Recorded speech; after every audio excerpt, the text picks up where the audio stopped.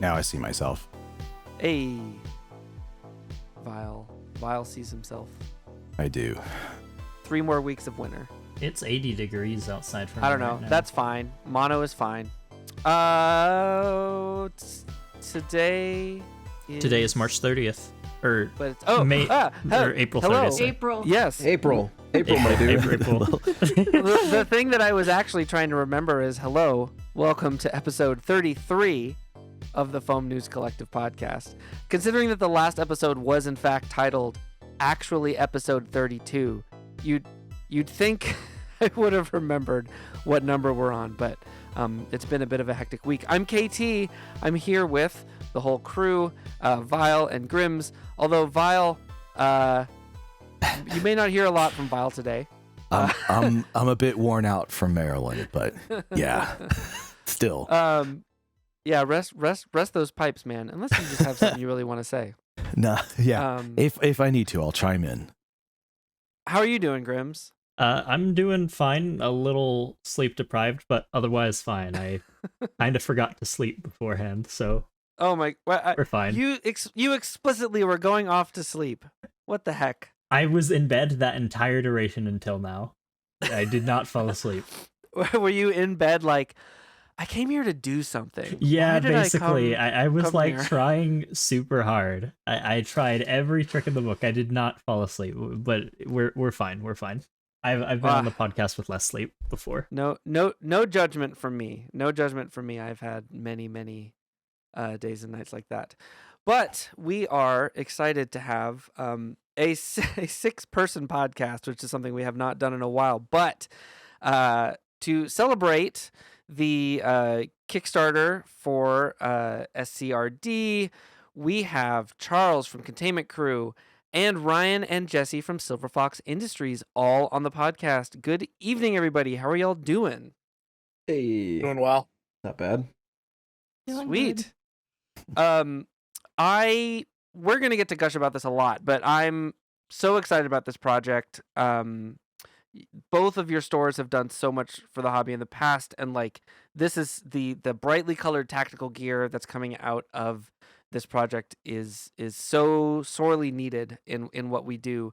But before we really dig into that, can I get like the histories of the stores and of the businesses? Maybe if we want to start with Containment Crew, how did that get started? How does the story go?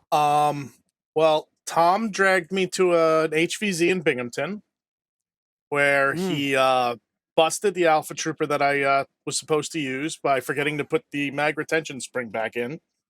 And I rocked a Maverick on a chain and a blowpipe all day and absolutely loved the entire experience. And then... When was this? I want to say that was about 2011. Okay. And then we decided, okay, we're going to get a group of us together. We named that group Containment Crew because our specialty was going into week-longs or whatever as the Containment Crew and just taking part in a mission or two and just helping out the humans for said mission. At about the same time, the ZAO was founded, and we kind of just became like an offshoot of that because we were all interconnected. And then a friend of ours... What's the zombie awareness yes, organization? the Zombie right? Awareness Organization founded by Josh Perry. Mm-hmm. That was kind of one of the first real forays into getting a group of schools together, specifically in the Northeast. At the time, it was Binghamton, New Paltz, Oneonta. Ithaca joined later. It was really just those three. That's a lot, though, if you've ever tried to organize any students together. But we went on. Random Shadow 09 had already had his YouTube channel doing range tests on stock blasters, and we decided, you know what, we can do a YouTube thing. Turns out we really couldn't, but we got a couple of followers anyway. One of those people was me. And That actually went better than it should have, and I ended up ordering from Slidev, a company out of Australia, and following them on Facebook. Mm-hmm. And they made an announcement that they were looking for a U.S. distributor, which I thought was amazing because shipping from Australia was atrocious. At the time, John was messing around with 3D printers. I thought, hey guys, let's do this. Mm-hmm. And that's the start of Containment Crew. The business. The HvZ to YouTuber to retail store pipeline, which seems to be a thing. It definitely does. It's 100% a thing.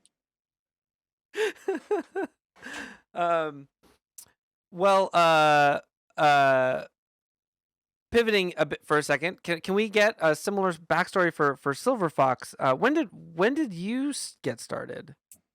Well, I started the company in 2017, and that was basically like I had attended a couple Borst games. I went to a thing in Seattle called Gasworks Park Post-Apocalyptic or something like that. Gasworks Post-Apoc. And that was like a LARPing thing. It was like Fallout, but in Gasworks Park in the heart of Seattle. It was pretty cool. It was fun. But at that point, like my biggest like mod or anything at the time was like upgrading a spring or something like that, and then I got into resin casting stuff. And so I started making replacement hammers because I wanted a bigger hammer for the hammer shot, along with triggers. And this was like right at the time when, or like right before the other companies started making metal ones. Mm-hmm. And then people at our local games expressed interest in buying them, so I made a shop on Etsy. That's pretty much it. And then, so at some point you transitioned to having your own storefront too, which right. So like basically when I thought I was outgrowing Etsy after adding 3D printing and hardware and everything like that, we felt like we could probably have our own website instead of just going through Etsy. Because also Etsy was at that time also increasing their fees and everything like that. So we made a Wix shop. Yeah, it was a Wix shop. Yeah. And then eventually we transitioned from Wix to Shopify. And we're still in Etsy. And we're also still on Etsy. Oh, you still have the Etsy shop? Yeah. We never Etsy. Really closed it. We just kind of like stopped adding things to it, and then it's now the mini dice store to a degree now. Yeah, we now sell mini D4s on the Etsy shop, along with like basic things like hardware kits and stuff like that. But I was on Etsy way back, kind of in the early days. I used to refurbish vintage rotary telephones. Okay. And sell them on Etsy. And when their fee structure started to change, they're extremely difficult to ship. And I had like one get destroyed in shipping, and I was like, well, this like immediately stopped being worth it. just because of the fee structure. If I had been selling on it, that site has changed so much. Yeah, it really... Actually, we just covered AK Blaster Mod just like cutting off Etsy recently. I remember I first found Etsy, I want to say in 2016, 2017. And back then, most of the Nerf stuff you'd see is like people painting these really expensive painted, like tricked out strifes for like $300 on Etsy or whatever. The search engine I do remember was a lot better back then. Now it's just kind of what's selling the best. Now it's more than just people making handmade things or like little shops doing stuff. It's literally like Chinese resellers. Yeah, it's very different to how it used to be. Yeah, it's a frustrating shift, unfortunately. But Thankfully, shops like both of yours have the resources to have your own storefront, which I think serves our hobby a lot better in a lot of ways. Honestly, it's wild that a hobby of our size has as many dedicated online retailers serving us specifically. And I mean, so the two of you, Containment Crew kind of focuses more on mod. There's overlap, but Containment Crew focuses more on mod parts and stuff. And Silverfox, I feel like you're known for some of the higher quality builds that people can get of 3D printed product and stuff. How did you sort of wind with? I mean, I guess you kind of explained that anyway, but how did you wind up sort of narrowing down your focus? It was more of just more and more people wanted 3D printed things versus the resin cast stuff. I mean, people still ask me for the resin cast stuff, but I just don't have the room for it right now, which is why it hasn't returned. But like back in 2017, I bought an ANET A8, really terrible printer. Spent what was it? We spent like 6 hours building the thing with our friend. It was longer than that. It was longer than that. It was like a full day. It was a full day. It was like 24 hours. Couldn't get it up and running. And then we bought like accessories and still couldn't get it up and running. And then we went and bought a CR10 and we got that one up and running. And then we sold the ANET on Craigslist and we're just like, good luck. And the guy like texted us like 3 hours later. He's like, got it up and running. And I was like, really? Yeah, it was a weird time. But when I got the CR10, like I tried using like Cura and stuff for slicing and then decided I hated Cura. I bought Simplify 3D because all of the YouTube channels were like, oh, you got to try this software. It's so good.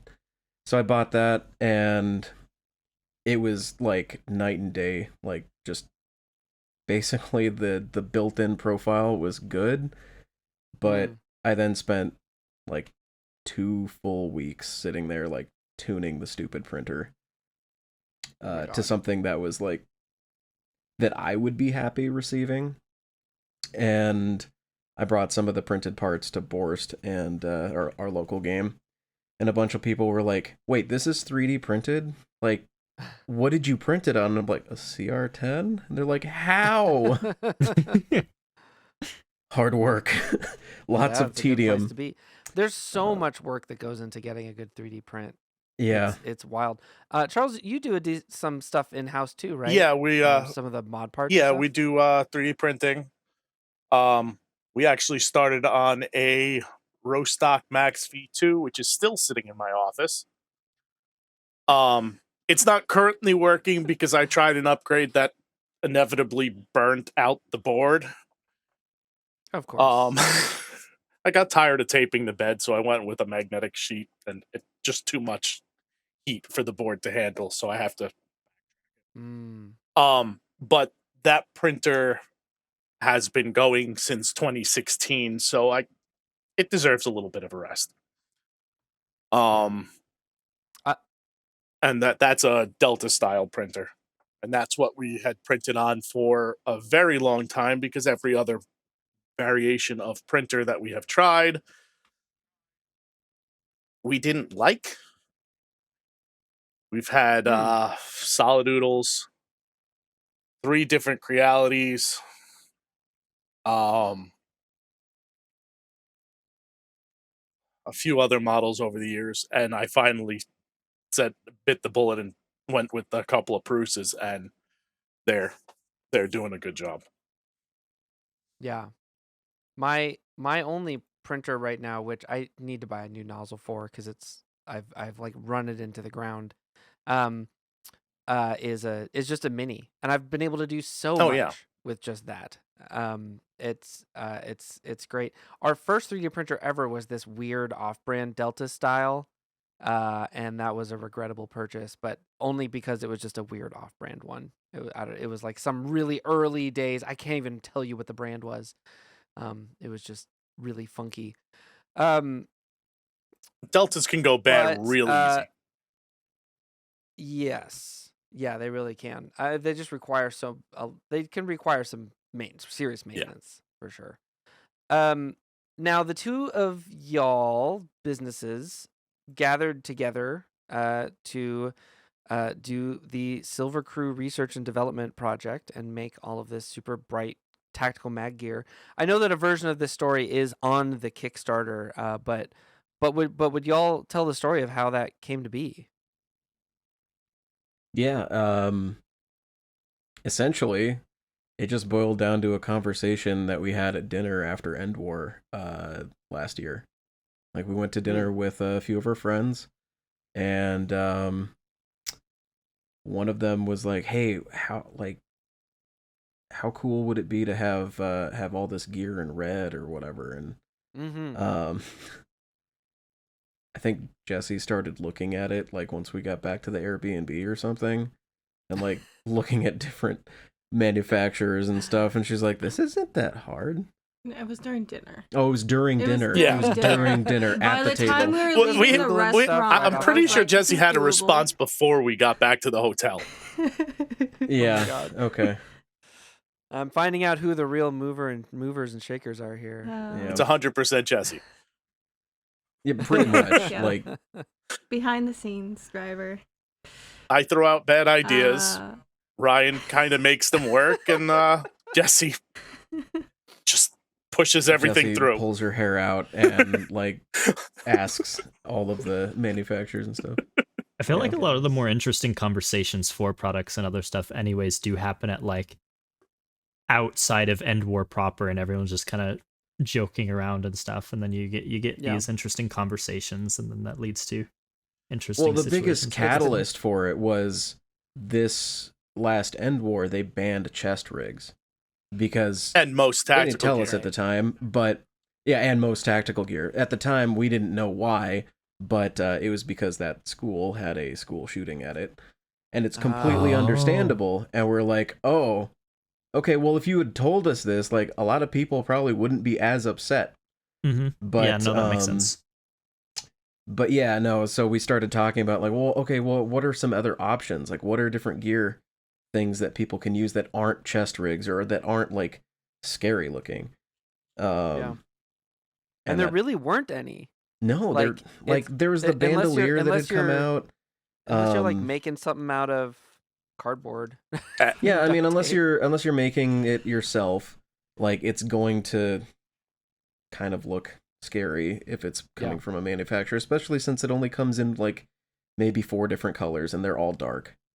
It's been so frustrating. I have a lot of tack gear, quote unquote, because I'm not like a chest rig player. But I have like a holster, and I found it in like navy blue, and I have like a backpack, like shotgun thing that I put my Saturn in that is like tan, and I put a bunch of like pink and blue duct tape on it. Mm-hmm. But it's always been such a stretch to come up with something that felt comfortable. So it's interesting to hear that there was such a specific catalyst for wanting this product, because I feel like it's been a need in our hobby for a while. Yeah, Like, people definitely talk about it regularly enough, but people also kind of have been kind of getting by with what we have for so long. I mean, I'm well, thinking like, one about of the rules for stuff End other than War- chest rig. It's like, well, one of the rules that they had at End War was, if you're, I think it was like just for even belts, like you couldn't have a lot of it exposed. You had to like color it with duct tape, with like brightly colored duct tape, because a lot of people were running around with like neon green or neon pink duct tape and putting it all over their gear. Right. What were you saying, Grim? I was saying that I think the only things that come to mind outside of like chest rigs, that chest gear, it's like you had the invert style rigs that are really popular, and then you had I forget the exact brand, but there's like this Speed QB, like Speedsoft company that makes these really tiny molly panels that go on the center chest that just hold a couple pull mags on them, basically. And then they have like straps that you wear around your chest, but like those are the only things that come to mind. And the latter had a couple colored options, but it was like something with black. So it was mostly black with like a little bit of color, from what I recall. I mean, my go-to. And they were So also quite frustrating. expensive. My go-to for HvZ has always been a battle belt with an H-Reg, Yeah. which looks too much like a chest rig for Yeah. that Yeah, yeah. purpose, especially when it's black. This last Mayhem, I literally carried no gear other than 2 full-length mags in a duct tape holster that I made like when I first started doing the hobby thing. And I like to run light in general, but I'm always looking for that like 1 or 2 pieces of just like the right gear. And it can be a struggle. It can be a struggle to eat, because if you even add one little like holster and it's like black, you immediately look more threatening. Absolutely. But I think that this kind of stuff helps a lot. You launched this project on Kickstarter. We don't have a lot of people doing Kickstarters for projects in our hobby at all, but the support has been great from an outside perspective. It seems like it's going really absolutely well. amazing. The support has been absolutely amazing. Yeah. We just passed 21,000, Right. which is over twice our base goal. I'm actually here. It's So now the I get to dye 30th my of hair. April. Yeah, it's the 30th of April, and I am watching your Kickstarter, because I actually have to record my story about progress differently depending on what happens in the next day or two. Because if you bust Right. over 22K, you're gonna kick through another stretch goal. Well, I mean, which is super exciting. 21,000 was a pretty big stretch goal too, right, Ryan? Absolutely. Oh my god. So his daughter, Charles's daughter, picked the colors that Charles and I were going to dye, well, his beard and my hair. And she picked purple for his beard and pink for my hair. Oh, amazing. So That's gonna be awesome. that'll be I fun. can't wait. That's really exciting. Together, when's you that got happening? Mobilolo colors. End war. That will be an end Yeah, war. for End we'll War. have Oh, it that's great. dyed for End War. That's fabulous. All right, well, y'all better look out for them. I think we'll be kind of hard to I guess miss. they'll be hard to miss. Yeah. I mean, I've had pink hair before, so Yeah. Yeah. I've dyed my beard before, but never purple. Last time it was red, Mm. like Huh? bright red. I know that Vile and I were there. For anyone that wasn't at Mayhem, they had an option to vote for one of 2 shades of green at the SCRD table. There was only And the way one you- correct color. I'm just gonna say it. Exactly. Well, there's and only one. the vote seemed to go that way, because the Yeah. way you voted was you picked up a lollipop and you put the wrapper in the side that you wanted, and the light green was just full of wrappers. I mean, It didn't change by the end, really, did it? Did more people put in for the Well, dark green? to be fair, you actually had a lot of people going out, gathering up all their friends, going to the booth, blocking the dark green, and basically being like, "You're putting your wrapper in this one." So That's funny. That's great. I felt like light green was the right choice. Apparently, everybody agreed. So I have no context for what the differences between the 2 colors are, other than what I see on the Kickstarter. However, looking at the Kickstarter, I at the very least know that one of the mutual friends of me and Ryan should probably be thoroughly happy with the end result. yeah, the other color was essentially, so the 2 colors, since there's no video for this, I can't really show it. But the 2 colors were essentially, what is the green? The closest to, it's like Kelly green is the one we ended up going with. Kind of, we're calling it Gaia green. Okay. But the darker green, the one that Grimz is alluding to, is basically more of the color of the Green Ranger's suit, so it was a little bit darker, like the original Green Ranger. And I point Yeah. out And that that was they the- were that both was the Green Ranger inspiration. green, depending on who was in the suit. Exactly. Yeah, you're right. Fair It was point. the This difference person between went- like This person wins either Power way. Rangers and the Sentai Rangers versions.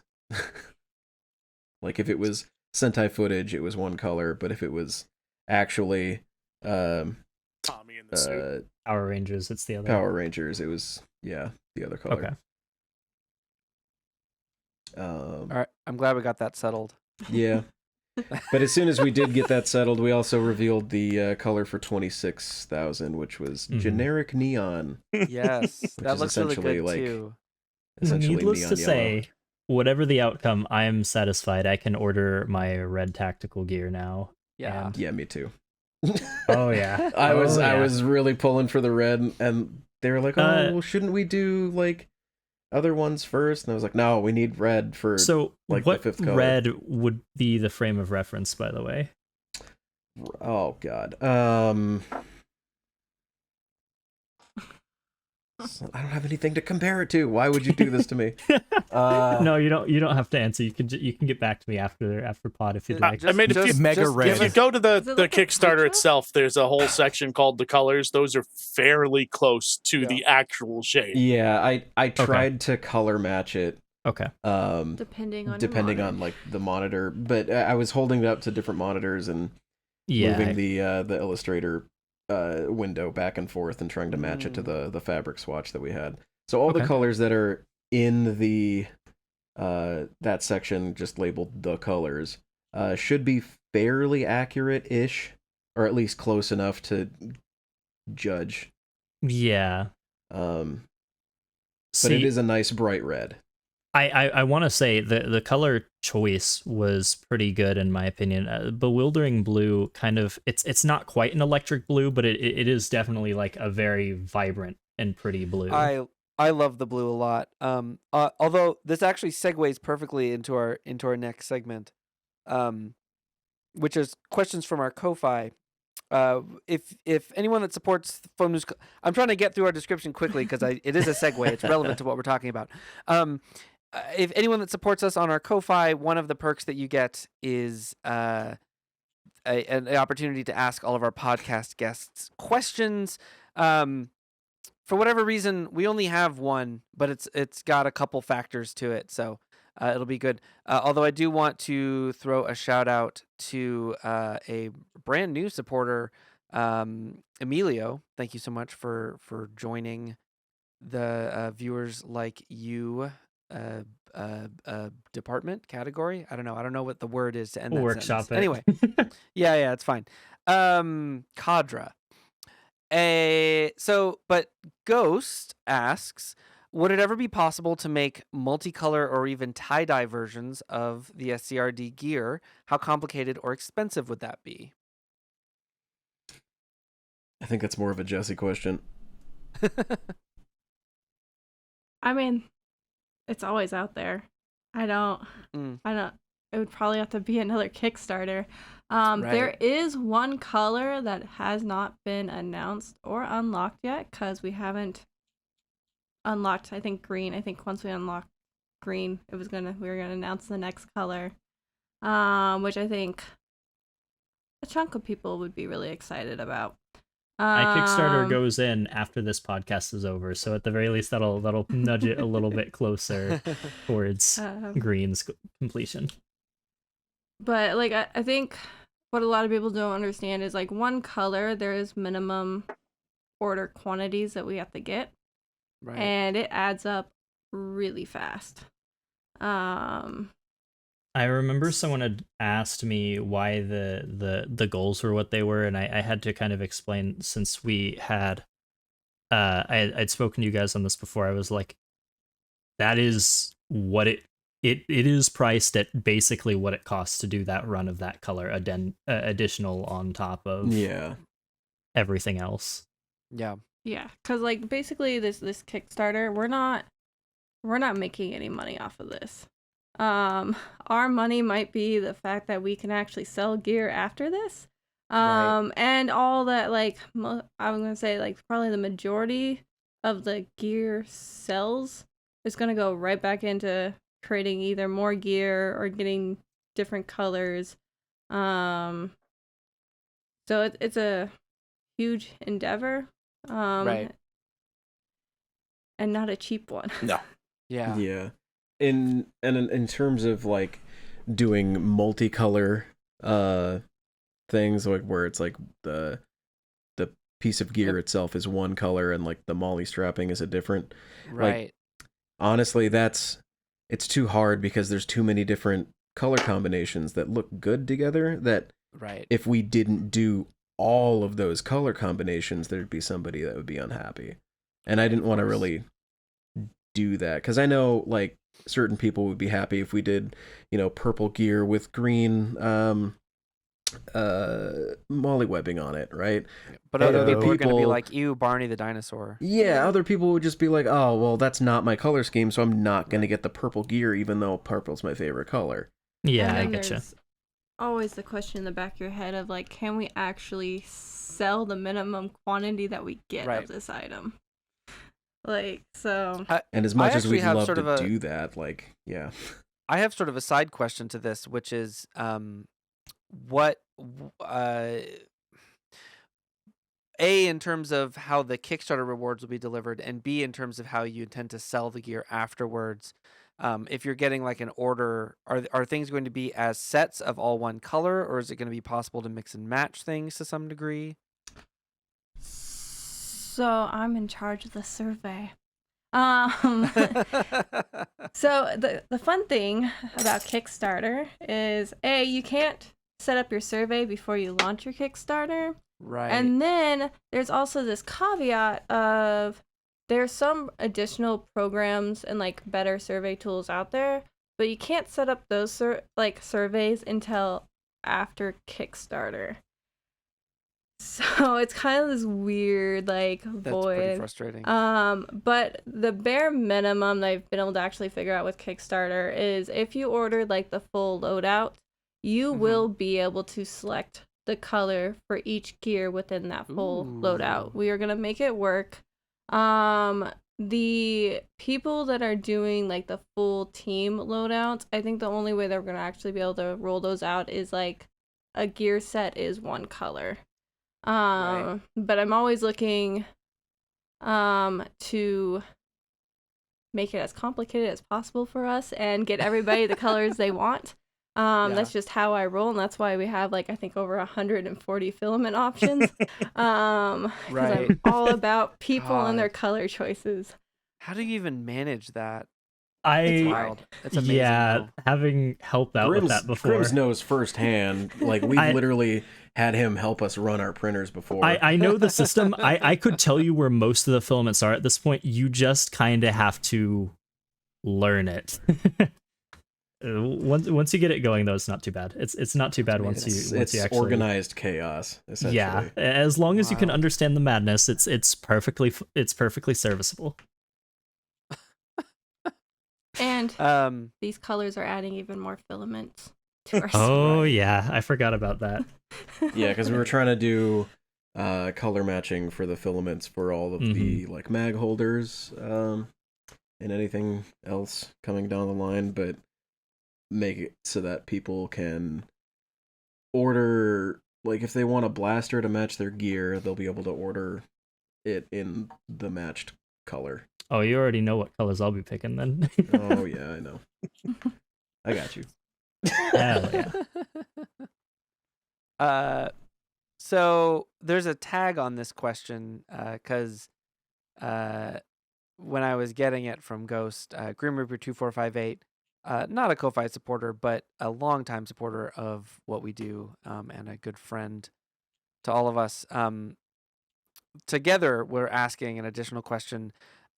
If either of you would ever start producing any of Bobololo's triggers and mag releases again, I think right now, if anybody wants those, you kind of just have to print them. But having someone doing them regularly, I think I don't know. There's at least two people who are wondering about it. Well, I think we both offer at least a version of the rev trigger for different blasters. I think you guys have one for the Strife Yeah. Oh, X, do and you? I have the Strife, which Yeah. was Yeah. Foam Blast's design. Mm. Yeah, and technically, I'm licensed to sell that. I just haven't actually put it back up on the site ever since we took it off of Etsy. Mm. So Yeah, I guess we can. I can probably just do that. Reach out, ask, ping I'll, us, annoy yeah, us. I'll We actually double check with Mish. But yeah, does I'm that mean pretty we're sure we can do we're that. two episodes in a row of potentially adding products back? Yeah, into the last episode we were retail just like, stuff. hey, what happened to X thing? And then Drac was like, oh, I didn't know we stopped selling that. All right, cool. We'll go see if we can't get that back in the store. I think the biggest answer to that question is, hey, if we're not offering something, bug us about it because we just forgot about it. 100%. Yeah. I can that assure you said- that, that a said, lot of if times you- that Except is for the how it resin is. cast stuff, I haven't forgotten about that.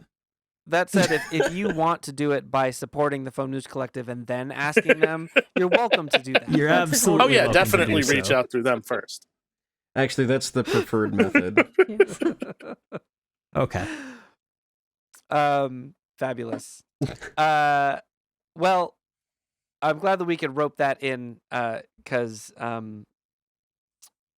I like when I saw the initial information about the SCRD project, I was just like, I'm a big advocate for safety while being able to sort of engage in the hobby as deeply as possible, and I think that this is a really big part of that and something that's been sorely needed. So thank you all for your work on making this happen. I especially, knowing, like you were saying, that doing a Kickstarter is not a way to get rich. It's really just a way to kind of get the program, get the thing going, but that you've put so much effort into it. Yeah, it's really even up until now, before you start actually having to deliver product. Oh yeah, we've is very definitely. meaningful. No, but it was really just our way of getting it made into a product so that people can Yeah. have it. Like half the stuff that's on there, well, more than half the stuff that's on there, is just stuff that I selfishly just really wanted.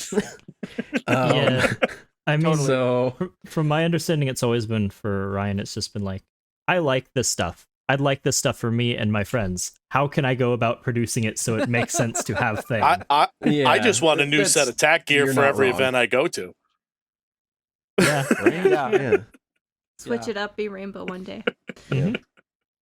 Oh, and because we've had a bunch of people ask us in the past, like at Maryland and whatnot, we are always thinking about new gear to do, and we do want to do more gear beyond this Kickstarter. Charles floods our feeds nonstop with all the new gear he finds. Yeah. Anytime he finds anything, he pings us. Well, with I'll tell you right pictures. now. Last episode, we had our final question, which was about what other gear we'd like to see come out of this project, and everybody on the call agreed that we wanted drop leg holsters and mag holders. Unlock was- green. You might be that was the- surprised. You okay. There's a lot of things in works. You heard it here, folks. You heard If nothing. you haven't already checked out the Kickstarter, now might be a great time. They're, like we said, over 21K, and we're gonna find out some new information. It sounds like if we get to 22. Mhm. So be sure to go check it out. Links will be down below, of course, and also in the show, because it's gonna be in the show as well. But now it's time to play our hobby trivia game with our guests. Each episode, we ask our guests a handful of trivia questions, and they try their hand at picking these obscure facts about our hobby out of thin air. And Oh, boy. if they're able to get 2 out of 3 of the questions, they earn a chance for one lucky listener who signs up on our Discord to ask a question of our next podcast guest, even if they are not a Ko-Fi supporter. And let's see here. We have 18 people signed up. None of them are Ko-Fi supporters, so that's good. So wait, one of them, I guess the 2 of you absolutely can sign up because you won't be in the next episode. Okay. To be fair, so- I thought I was signing up to ask myself a question. So Oh. Okay, so it told me 18. Retro Foam Studios. If our podcast guests here today are able to get 2 out of 3 questions, you will have an opportunity to ask our next podcast guest a question. We have not pinned down who that guest is for next episode. We know who some of the guests a few episodes out from that are. I'll just go ahead and say the one possibility, and he might be listening to this being like, I wasn't free, because we're not sure yet, but we're trying to get Mr. Nathan on because Merge Masters ends today, and we had talked with him about recapping it, and so but we're still pinning that down. But if not, it'll be someone else interesting, I promise. We have a few cool people lined up for the near future. But do all my fellow hosts have the podcast? Are you down to read a question, Vile? Yes, I Okay. I can read a question. Sick. So your ad campaign for the SCRD project tells us not to be afraid, just to be scared. But how about getting card? That's right. We'll be asking you questions about the intersection of Nerf and cars. How do you feel about that topic? I feel like Buff Daddy or Beret should be here for this. Yeah, right. Let me just call him real quick. Get a call. Brett. Phone a We call a friend. friend, right? We can call If a there's friend. anybody who does not want to get a call saying, "Hey, will you help us with the trivia question on the FNC podcast?" It's probably Beret. Oh, we'll call him right now. I could give him chat power ups. He could hop in and answer it. True. Just bring it in. All right. Which one of you wants to read first? I can read first. Nerf's Go for it. first line of toy cars was Nerf Mobile Foam Car Series, sold from 1973 to 1977, which consisted of a variety of foam vehicles sorted into car and truck categories. Which is the only type of vehicle released under both categories? Is it A, tractor, B, pickup, or C, old timer? I'm gonna guess C. Man, you guys dig deep. Like, what the heck? Yeah, I was gonna say old timer. Like, yeah, that's my answer. Is that your final answer? Sure.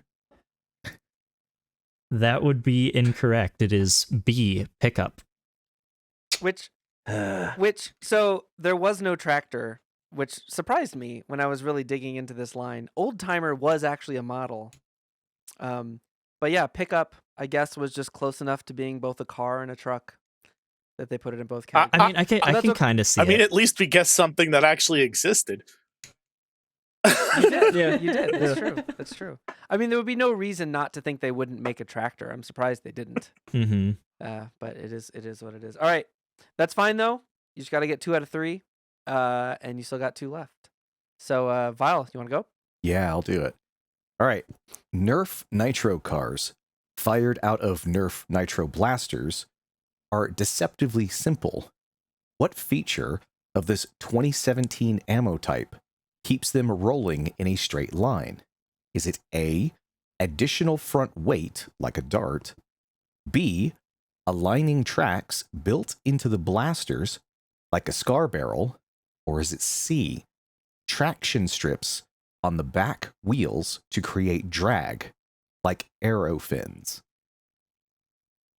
Are you sure we can't phone in Brett? Oh my He god. had one. He had like those like. He had. Oh my god.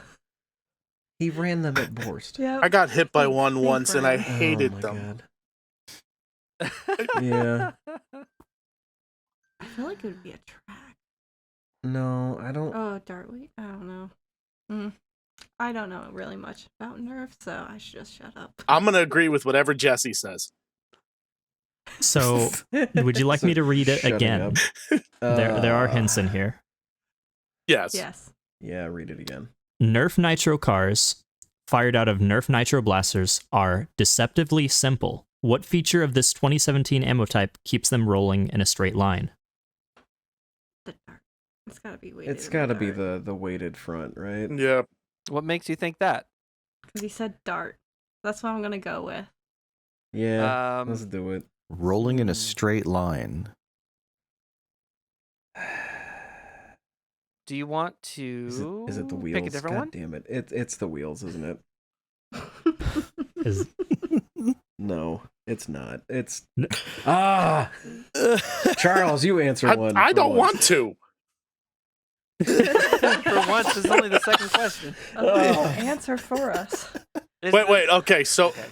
can you repeat the answers again? Is it A, additional front weight, like a dart, aligning tracks built into the blasters, like a SCAR barrel, or is it C, traction strips on the back wheels to create drag, like arrow fins? Okay, so there are 3 of us, and there are 3 answers. So if we each answer differently, we get it. One of us gets it correct. Gets it right. I'm gonna go with C. You would be correct. I'm gonna go with, all right. Wow. Before I can even answer, Grimz. Just cut him off right there. It's You got fine. it there. We got it. We got the answer. Fine, Doesn't we got matter it. how We we got do it. it. It's fine. We're good. So yeah, if you pick up a nitro car, the front and back wheels are actually different. There's a slight bit of extra I'm still laughing. There's a little bit of extra traction on the back of the back wheels, so that Gotcha. they drag a little bit, and it keeps it from just like skittering over and falling. I almost did something having to do with how Sobek was supposed to shoot them, but you had to take the wheels off, but just wasn't as good of a question. All right. We are 1 up, and you just need to get this last one to let our listener get their question on the next one. I do not Here we like go. his chances.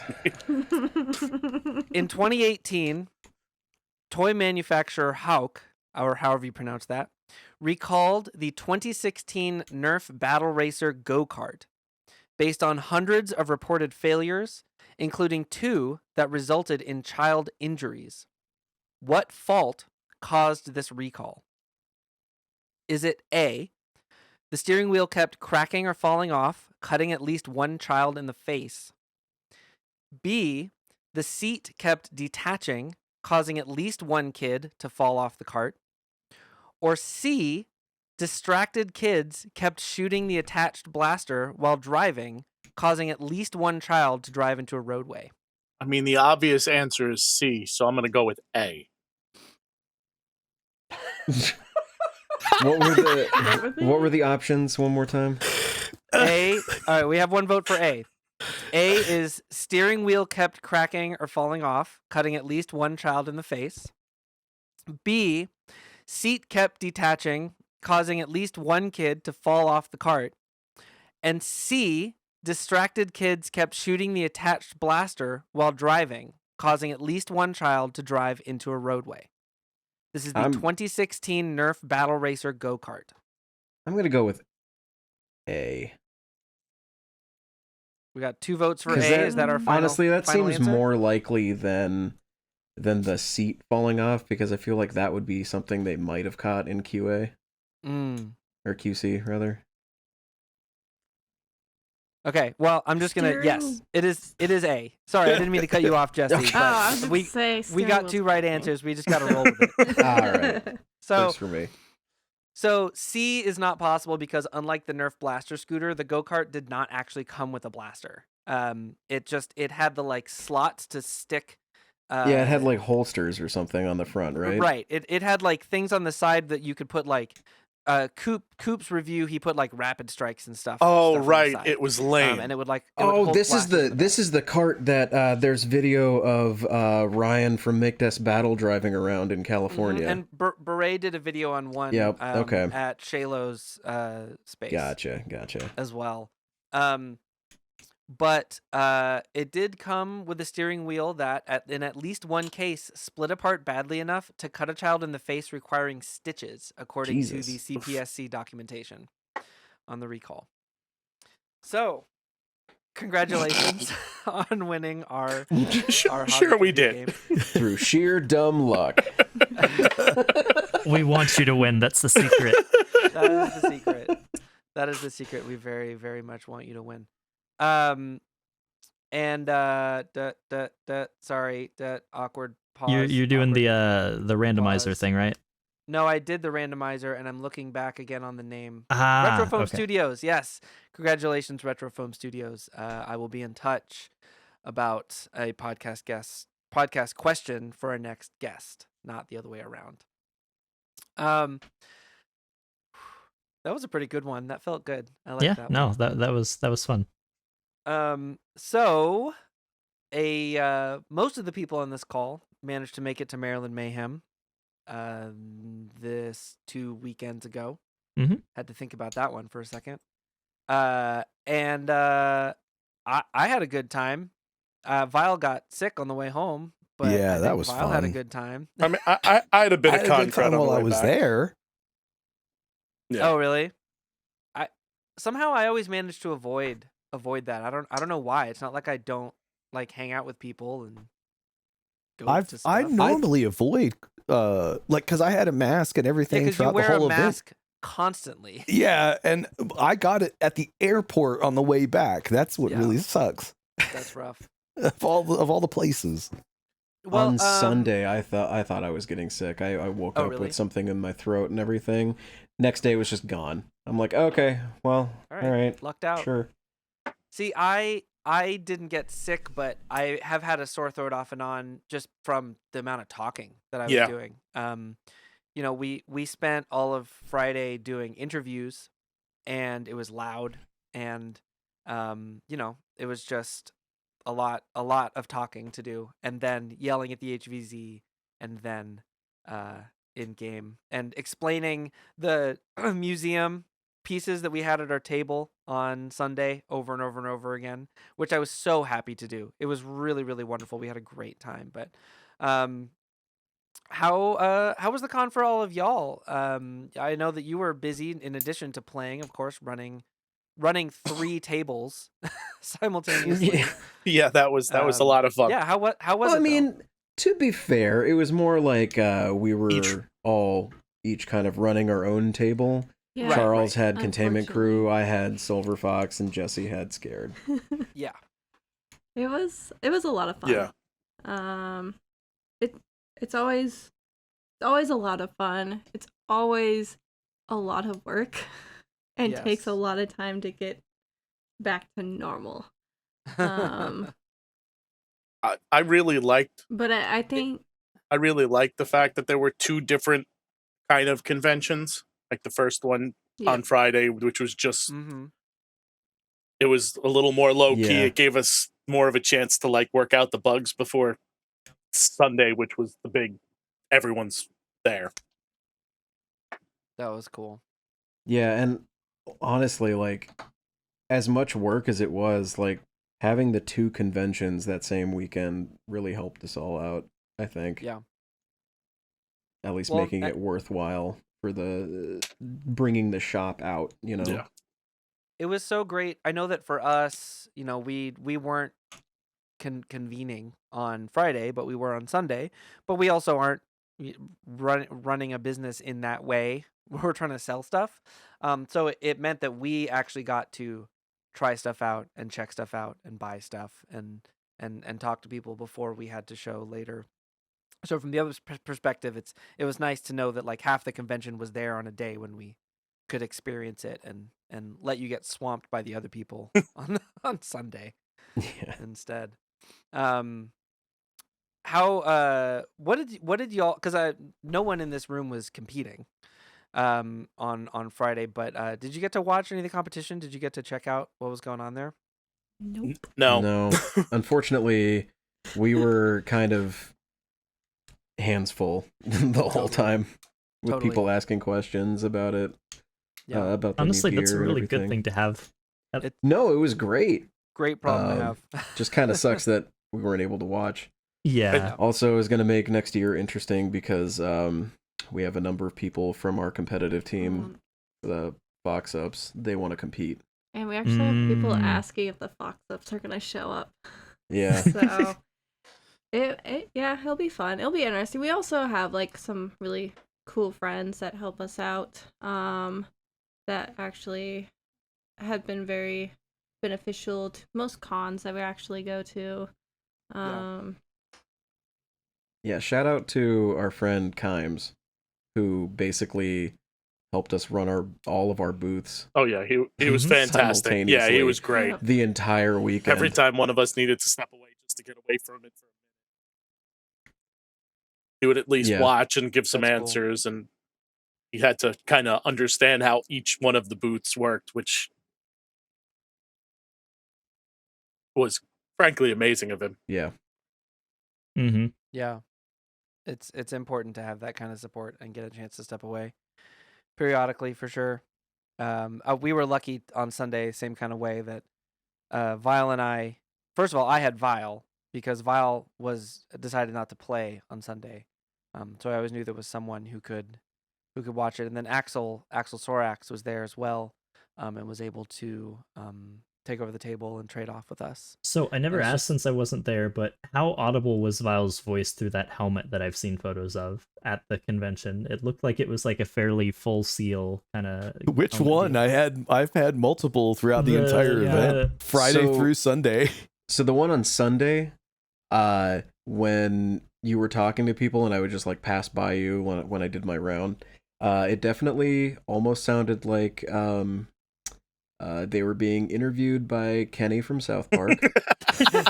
So I know maybe- that one maybe was don't- much worse. Yeah, maybe don't wear I'm that gonna have mask to for modify. interviews next year.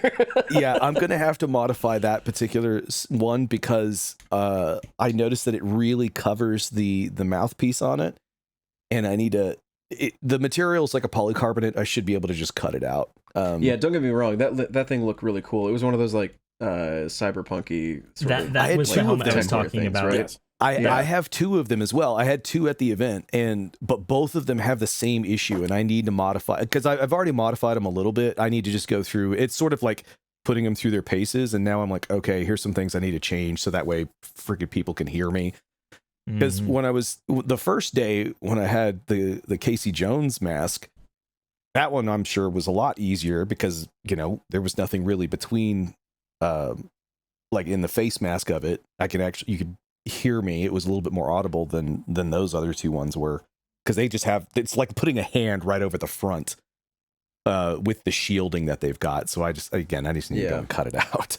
The other thing you might want to look into is like they sell microphone kits for like stormtrooper helmets.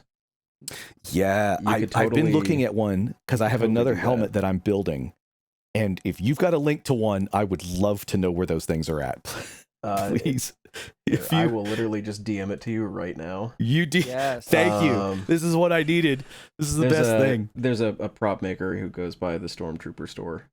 And Oh, he that's literally awesome. just makes just that kind of stuff. Oh, that's awesome. Thank you so much. The 501st coming to the rescue. Yeah, I think he's part of Wow. that, but like he makes a bunch of different Stormtrooper like helmets and like Mhm. outfits and everything like that.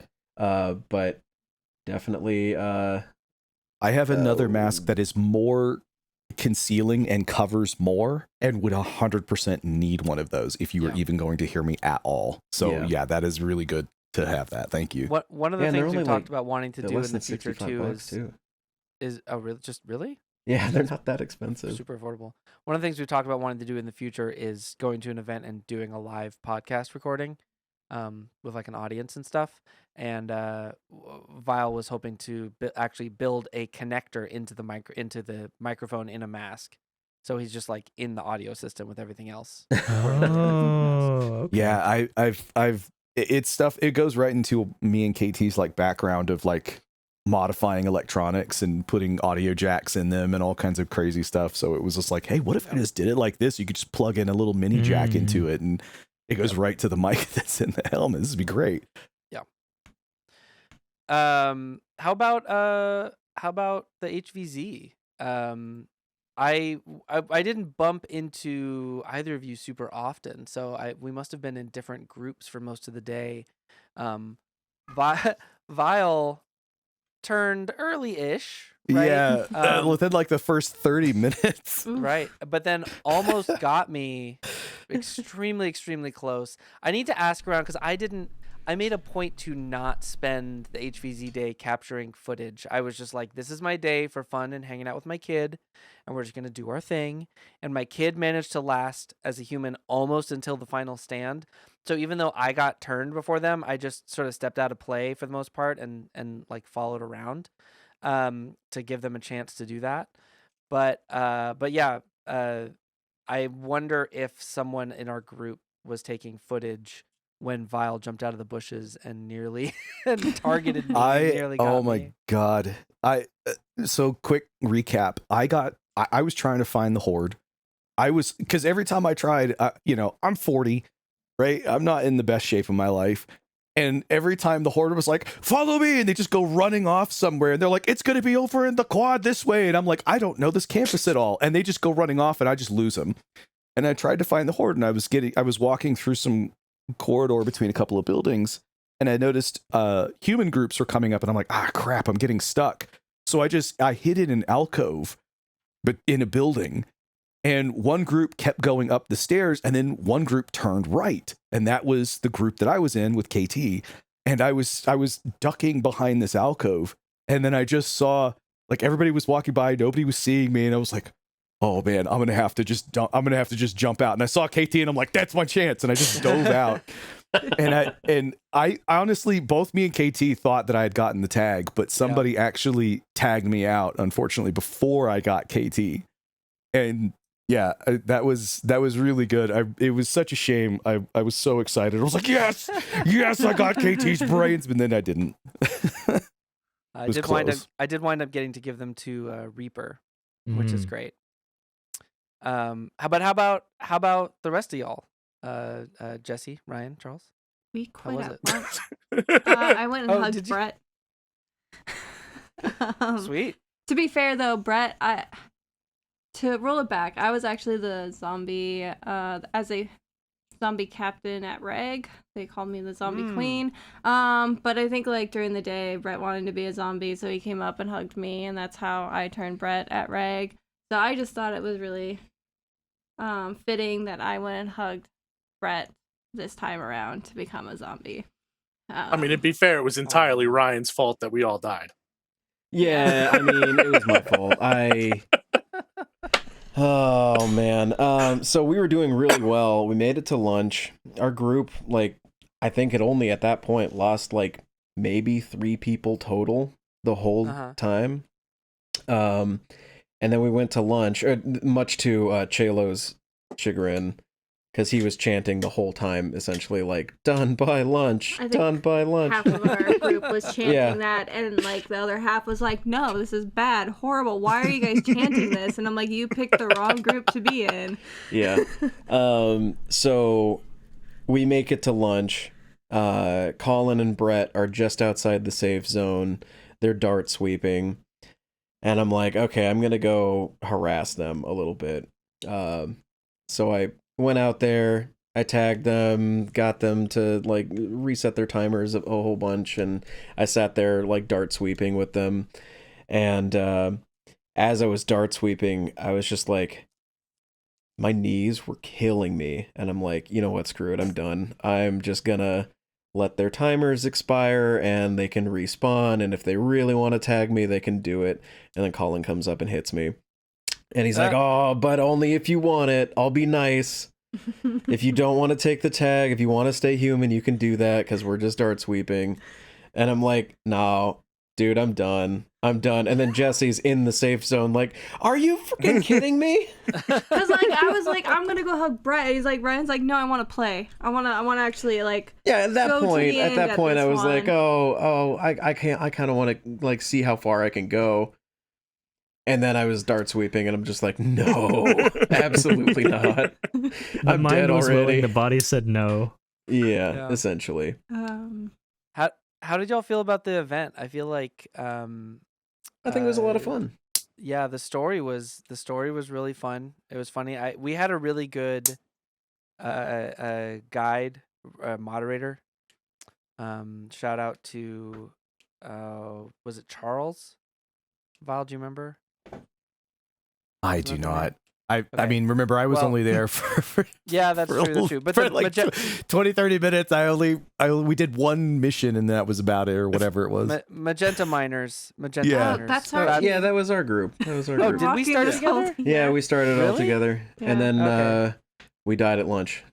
Yeah, Yeah, I felt yeah. bad for our group because I think like half of us just kind of died. Like even Captain Xavier that was in our group. Oh, he Like- heard Oh me yeah, that's right. say It was that like I beat it was him. like it was like all YouTubers and store owners Yeah. except he for like heard Luke. me. He heard me say that I beat him to being done by lunch, and he was like, Yeah. "Oh heck no!" And he goes out and he's like, "I'm having a final stand at this point." He just goes out with like hammer shots and then like lets people swarm them.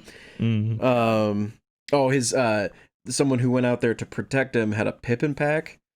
And he was tagging all the zombies before they could even reach Xavier, and Xavier's out of ammo at this point with just his 2 hammer shots.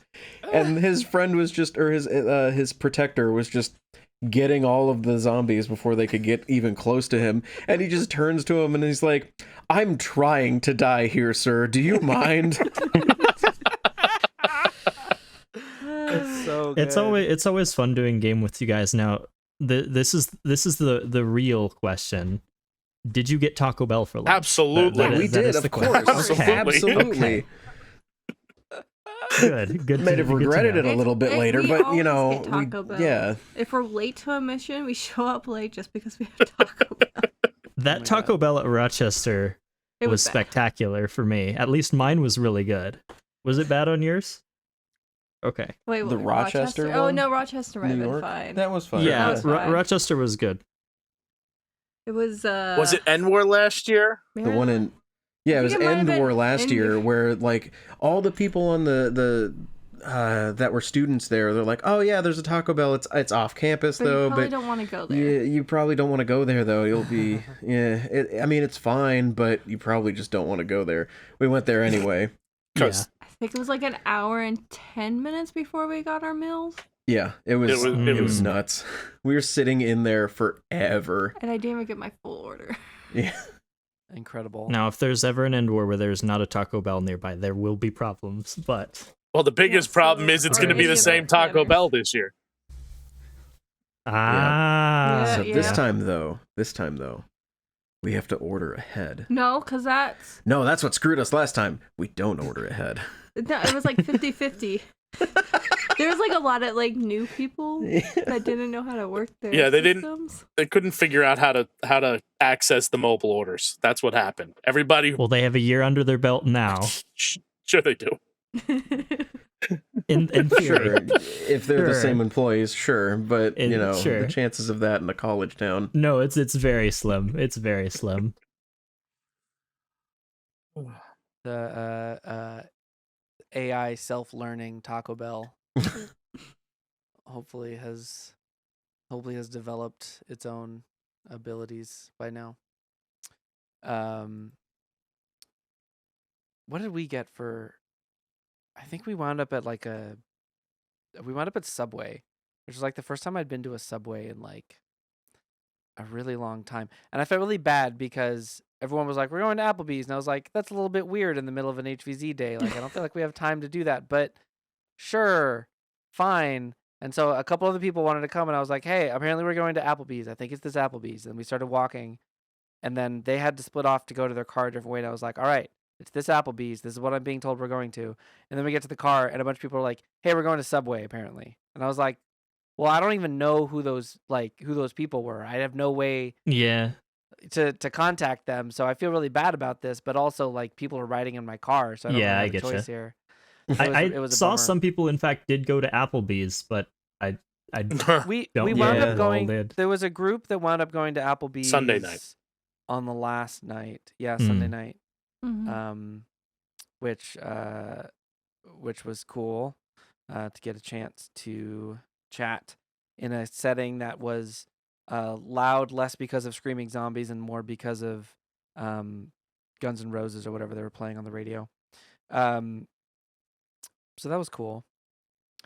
But yeah, I guess Sunday 2.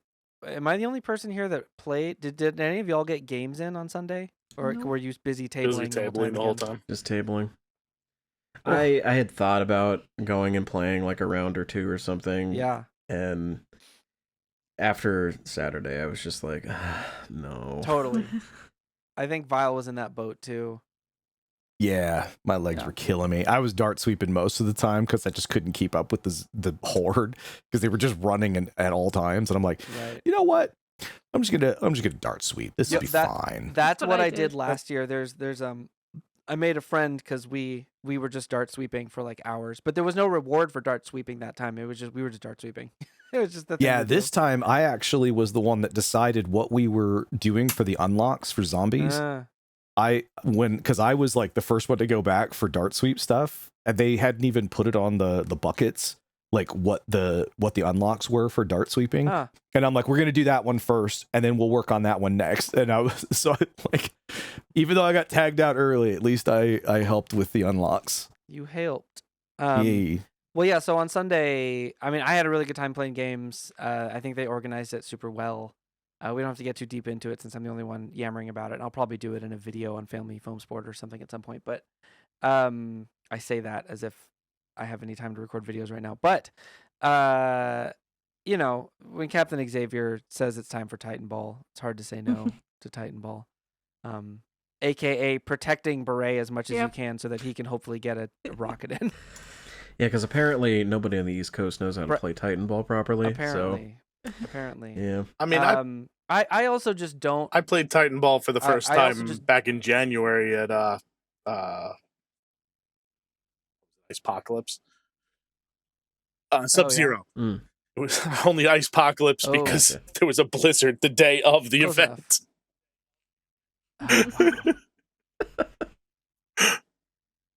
But yeah, I mean, I love that game. I have my own Titan and Rocket collection to run it whenever I can Nice. at events. I don't really have.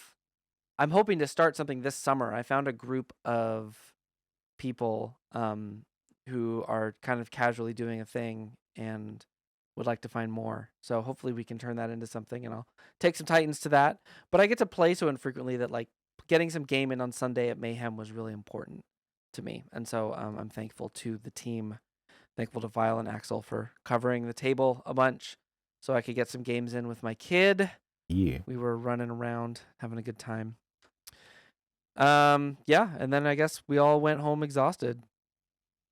After right? 2 meals at the same I I was restaurant. going to say that's the one thing everyone has in common, but some people do Yes. leave somehow with still energy in spades. I don't understand that, but I mean, we Yeah. got home at what, midnight, and I had to work the next day.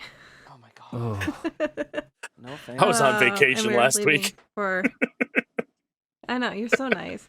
And we're like leaving for Japan in like a few days. So it's just been like Oh jeez. nonstop of get back from, try to sort out everything before leaving again. So Yeah, that's an important note we should probably point out. Half the team's going to be in Japan when the Kickstarter ends, so be patient with us at the end of the Kickstarter. Oh my goodness. Yeah. I mean, I'll be able to like at least help with like some graphic design stuff or whatever, but like we're gonna be, what is it, 13 hours ahead or something? Mhm. Right. it actually Time might work zones. out though, because then we'll actually be up when Charles. That's true. Yeah. Maybe. It might I don't know. actually align us more better with Charles and his schedule. I'm sorry, my sleep schedule is horrible. I think Uh, that's like the whole thing for our crew. It's like everyone has horrid sleep schedules. It's just slightly different levels of horrid. You guys have schedules? The only Yeah, thing exactly. consistent about my sleep schedule is that it is not consistent. I don't have sleep schedules. I have kids.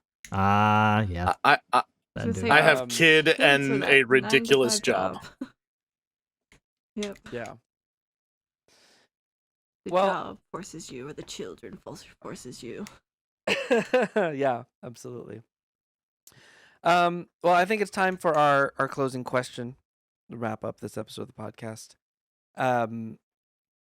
So we've been seeing a lot of new stuff come out this episode that is, and the last few episodes that are really cool remakes of famous form factors, either real stuff or movie stuff. We actually, this episode, we always cover Bruce Lee's work. He just released the Kopesh, which is super, super cool, but it's based on the MP7, and the profile was a little bit rough for us to put in the video. So we had to skip this one, but if you're into Bruce's work and you're listening this far in the podcast, be sure to check that out. It is a really cool blaster. We also just saw a skin for the Devil's Nerf Works concept by Saz that makes it look like the DC-17 from Star Wars. And I was just on Sunday at Mayhem. I got to run my dual Halo needlers, the Nerf needlers, which I think for a major brand putting out something that's like that close to prop quality as a toy is pretty amazing. So we've been seeing some stuff like that. So I want to ask all of y'all, what fictional weapon or item do you want to see a Nerf version of that we don't already have? You can make it as obscure as you want. I already have mine. What is your dream Nerf remake? Why don't you go ahead Zorg and go ZF1. What is that? I have no idea what that is. That's from the Fifth Element. Oh yeah, that'd be Now awesome. I know exactly what it is. Okay. Zorg ZF1. That would be Yes. pretty amazing. You don't even have, like, I don't have to think any further on that. The ZF1 is like I still want to get one of the props because there's that company that actually makes the kits to be able to build one yourself. They're stupidly expensive, but if I could get a Nerf version of that thing, all day long. Yeah, all day. That's I wouldn't. Pretty cool. Don't even care. That thing is so stupidly cool. Multiple ammo types all day long. It even shoots water all day. Come on. Make it take those silly string cartridges for Zombie Strike. Hey, there Yeah. you go. There you go. Yeah, see? Everything. It's got it all. It can literally shoot Vortex, Hyper, Rival, Titan Rocket. So normally I'd immediately have an answer right away, but I'm like thinking on this one. My default answer, had you asked me any years prior, would have been the Halo 4 DMR, but it's so real steel I would never be comfortable running it at an event. So I'm looking through my Destiny 2 vault right now, trying to like what would be X thing that I'd like want. Yeah, I was gonna say we've already gotten the Galahorn, right? Yeah. And so I'm my trying to answer think of other would be, So they should have access to the license. My answer would be like Mida Mini Tool, which is a SMG that's really nice, or Jotun. Think like a weapon that shoots basically like it looks like a toaster essentially that shoots energy bolts out of it. Make it a Mega XL. Yeah, make it a Mega XL or blaster. a Titan rocket launcher. Yeah, so I guess final answer: Mida Mini Tool or Jotun. Those would be the thing. They're goofy and at least not relate. They don't look close enough to anything particularly real steel that I feel like it could get away with it in like a bright filament color at an event or like a paint job. So like you mentioned, like they have access to the license already, Mhm. right?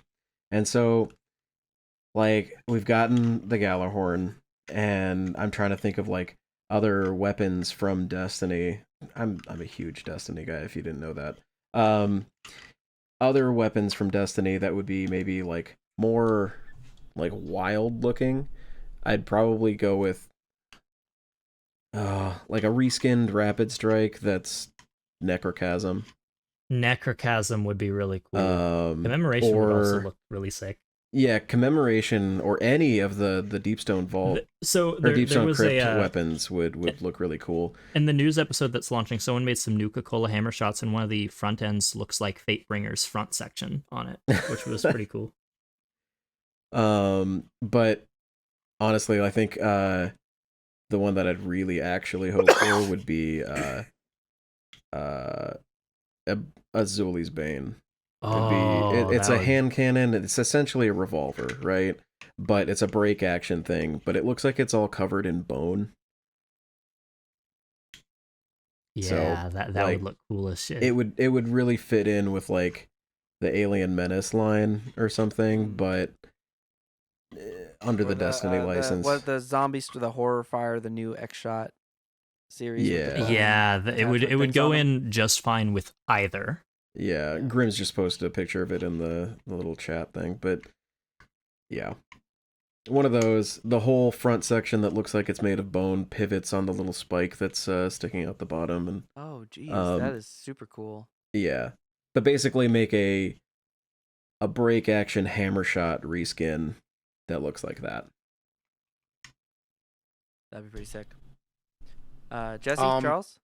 For me, since there's already a community staff blaster from Stargate, I think I'd want a Zat gun. Is that Nicotel? Yeah, I'm not going to try to pronounce that. Sorry, I've literally seen all of Stargate. Oh, I've seen it multiple times. Repeatedly, like many times. But I'm not going to try It's to so pronounce good. it on air. Yeah, I get you. But there was an Coward. old what was the 90s animal line of Nerf blasters? I think it was a Max Force blaster that was a snake that would pop up just like the Zat gun. So just reshell that into a Zat gun, and I'd be happy. Yes, please.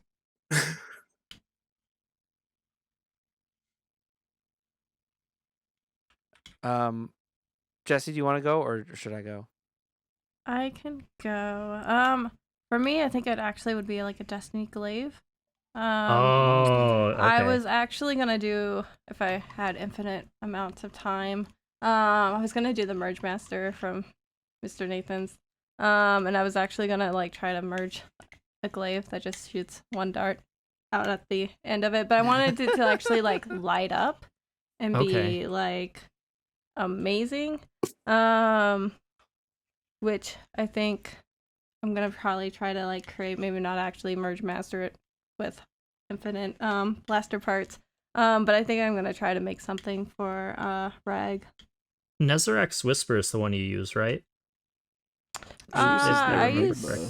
a lot of different ones. I think Okay. the main one though is the Enigma. Okay, Yeah. that makes sense actually. If you couldn't tell, Grimz and us play Destiny a lot. Yeah, Oh. we're in a fire team. We Oh, really? Is We're- that so? We're in a clan. Play a little Destiny, do ya? What's Yeah. our clan name? Oh, our clan name. Help! I glued my helmet on. That's really good. I'm actually trying to pull up a picture of mine because probably, well, I don't know. Maybe y'all are gonna be familiar with it already. I actually have two things in mind. One of them is Mega Man's Mega Buster, Okay. an arm-mounted cannon. Okay. That shoots something. Because I definitely like, one of the reasons I wanted the original Ballzooka when I was a kid was it shot yellow balls that looked like the things Mega Man shoots. There There definitely was a something Mega to Man blaster. It wasn't a name brand. I only know this Right. because I used the I believe shell to make an atrocity. Wait, so what It did it shot shoot? like Did it these shoot? probably inch and a half like slugs. And it would shoot them about Interesting. 3.5 feet. Yeah, of course. And I mean, there's a lot of cool stuff like foam arm fryer and stuff that's like arm-mounted things that you can shoot. But like, I would just love to take something like that and work it into an actual. I found it. mounted. There is that replica that you can buy. I have that. I actually when I was streaming music more, I had. Oh wow, look at this. Oh, because it's Mega Man. It's from the video, the one where he's a computer program. Battle Mhm. Network. Gotcha. Yeah, yeah. NT Warrior. Yeah, because it's a different. It's the I see straight that, yeah. Buster. That's cool. Yeah, it shoots little rockets. No, I was just gonna say And though, it's like got the sword. the replica that you can buy of his Buster cannon You could shove a proton pack in there pretty easily. Mm-hmm. That's true. See, That's true. the one I I could try to linked, do something I like that. literally tore it apart, shoved a scatter blast in the front end, and wired it up to shoot a rapid Mm. strike that was on my shoulder. Or no, I mounted the rapid That's strike cool. to the side of that, and I had two I love that. what were they called? The dart blast, the 20-shot dart tag electric blasters. Swarm fires. I had two swarm fires on my shoulders. Oh, okay. Okay. I love okay. that. That's great. That's like some of the bosses that have like Balad or something that have the shoulder mounted cannons. Well, the other thing that I've always wanted a version of, yeah, and I'm sending pictures of this in the chat in this audio medium podcast where none of our audience can see it. I see it. I see So, it. And Marathon. As Destiny fans, if you go back enough in Bungie's history, don't even get me started. Don't get Ryan started. you and me could just have a whole other podcast, I suspect, about this. Marathon was the first-person shooter game that I ever played. My dad introduced him to me as a kid on the Macintosh. Yep. He used to work for a boat charter business, and all of their office had Macintosh computers, and he had all of his coworkers that also like to play video games come to the office after hours, and he brought me there, and we did a network game of Marathon 2, and I was the first person to discover in that entire office that you could change the controls and aim with the mouse. Yep. And I just demolished them after a little bit of getting used to it, and they were like, how are you hitting some of these shots? Because they were still using just the full keyboard. If you didn't know, Marathon, when you played originally, the default scheme was you moved using the numpad and you fired using the space bar. There was no real aiming up and down or anything like that. It just kind of like auto. Well, one of the things that was unique about Marathon at the time, unlike Doom, was you did actually have to aim up and down. Whereas like in Doom, if something is above Doesn't it you, like but you auto point track?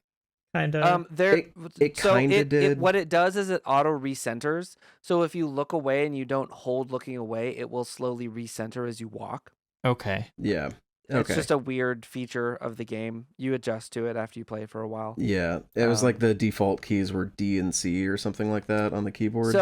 So it's really funny to hear that. Were you ever involved in the like online community around Marathon? No, I was. Okay. I was like under 10 when I started that. Okay. So yeah, I made maps for Marathon from as soon as Forge was out.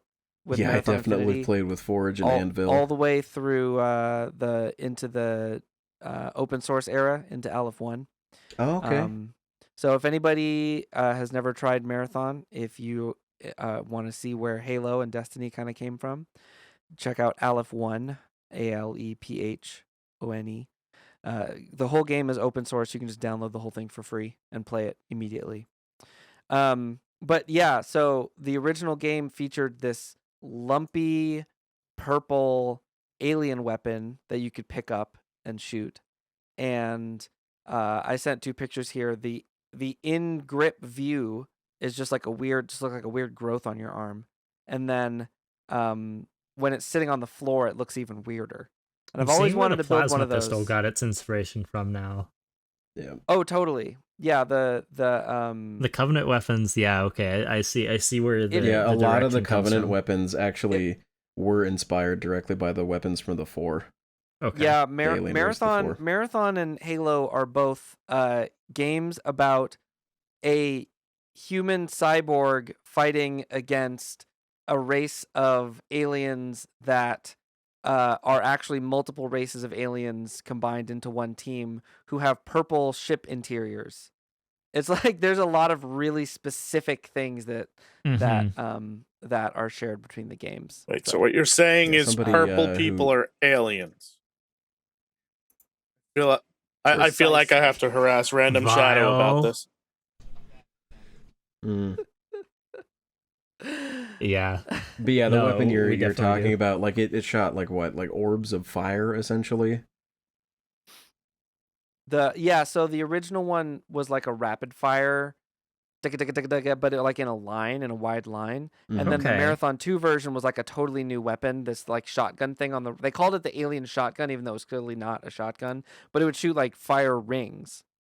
So that's kind of plasma adjacent, ish, kind of, Sort of. maybe. You stretch it a little far. Yeah, I mean, I don't think that there was nearly as much concept or science behind the original Marathon's weapons as there is in Halo, right? Where you have like the sort of like triangle of different types of ammo. Right? You Yeah. have plasma that breaks shields, and you have bullets that hit flesh.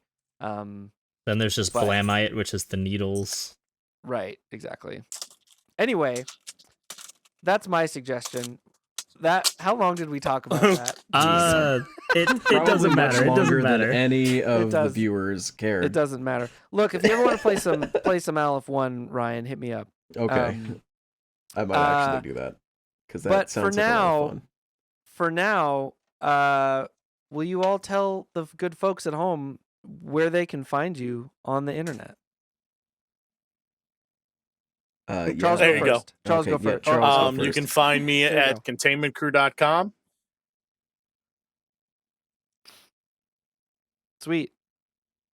Anywhere else? Containment Crew Official on Instagram, Containment Crew on Facebook, and if you search real hard, you can find some really bad YouTube videos. Fabulous.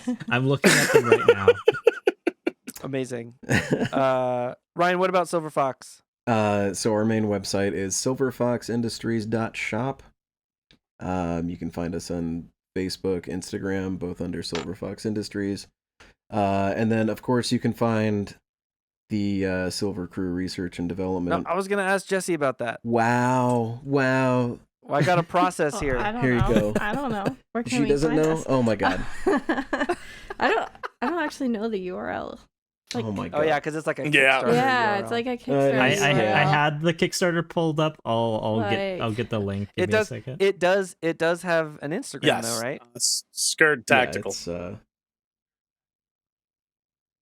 Yep. SCRD Tactical on So Instagram. the Kickstarter is kickstarter.com/projects/SCRD.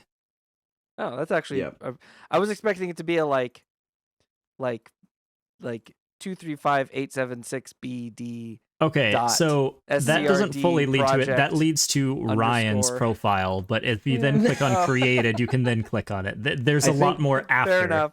I think after that so. it's another slash and then SCRD-tactical-gear. But Yeah, that's that's okay. what it looks mouthful. like. You can find the link down in the podcast Yep. description. Hey, that's helpful. Thank you all for coming on. Go back This it. was a ton of fun. It was great to just get to have an open chat here, and to hear more about the histories of everything, all the really cool stuff y'all are doing. Real quick. Oh, yeah. So a lot of people It- don't really realize, because they were like, "Oh, I'll back as soon as I get paid." Kickstarter doesn't take your money immediately. It takes it Right. when it's done, like getting funded and whatnot. As soon as that timer runs out, that's when it charges you. So go and put a pledge in.